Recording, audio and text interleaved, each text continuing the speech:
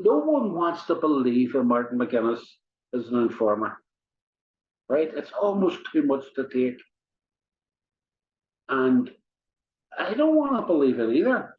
On that note, obviously Scappaticci is by far the biggest and most prolific informer or agent that we know of. Okay, yeah, exactly. That was my question. Do you think it's fair to say that, I'm sure there were others, do you think it's fair to say that he was definitely the crown jewel, that he was definitely the highest up, or could it possibly be that there were others? He was the crown jewel for the British Army. Freddie was ran by the Force Research Unit, right?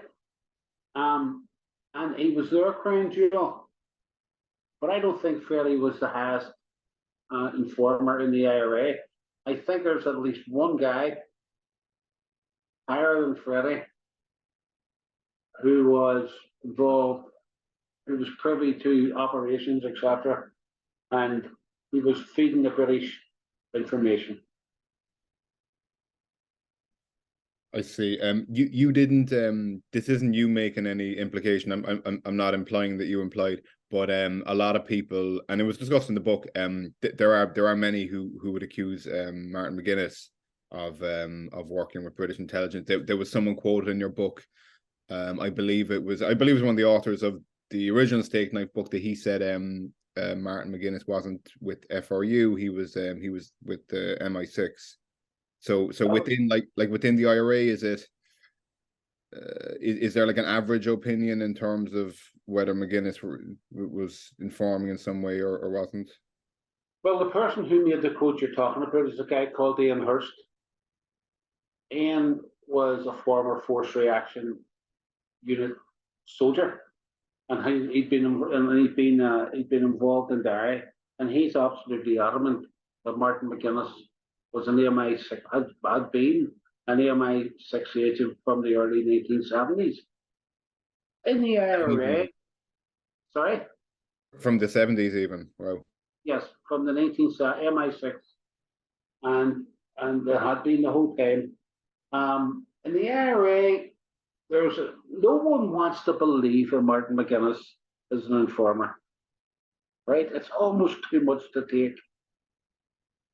And I don't want to believe it either.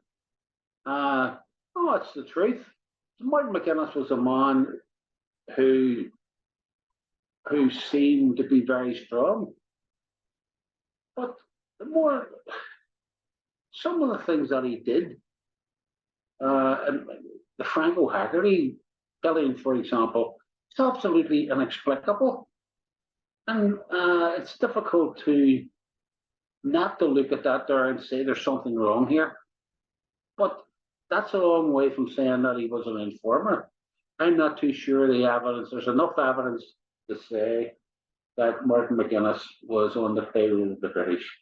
I know what Ian's saying. Ian Hurst is a very, very decent knife. He's a former British soldier, very decent, upright man who has no real, again, I don't see him having any agenda other than the truth. I'm just not sure that he's totally au fait with everything, right? But yeah, I don't want to believe that Martin Mc Guinness is an informer. That's even worse than Freddie Scappaticci being an informer. Yeah, I don't want to say that he was one either. Nobody, Jerry Adams has never talked about this. None of them have ever said Freddie's an informer and nothing else. There's a secret deal that's been done, in my view, that Freddie isn't to be touched.